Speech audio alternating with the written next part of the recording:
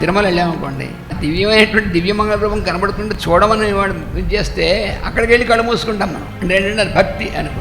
కళ్ళు ఎందుకు మూసుకుంటాం అంటే ఈ మిగిలినవన్నీ కనబడకుండా ఉంటాయి. కళ్ళు మూసుకుంటేనే ఎక్కువ కనబడతాయి. కళ్ళు మూసుకోవడం ఏదో కొద్ది నిమిషాలు, అంతేగాని నిశ్చలంగా కూర్చున్నాను ధ్యానం చేస్తాను అని పెట్టి బిగించేసి ధ్యానంలో ఇలా కళ్ళు మూసుకుని కూర్చుంటావు, గంటలు కూర్చున్నావు అనుకోండి, ఇన్ని గంటలు నీ మనసులో ఉండేటువంటిది దేని ధ్యానం చేస్తున్నావు అది కాదు, మిగతావన్నీ ఉంటాయి. అలా నువ్వు కళ్ళు మూసుకున్నప్పుడు మిగతావి ఏం లేకుండా కేవలం అదే ఉండేటువంటి స్థితికి రావాలంటే కొన్ని సంవత్సరాల పాటు కళ్ళు తెరిచే నీ ఇష్టదైవం అని నేను అనుకుంటున్నావు అది ఎదురుకుండా పెట్టుకుని దాన్ని చూస్తూనే ధ్యానం చేయి. అప్పుడు నీకేమవుతుందంటే మనస్సు అటు ఇటు పోకుండా ఉండడానికి ప్రాక్టీస్ అనమాట.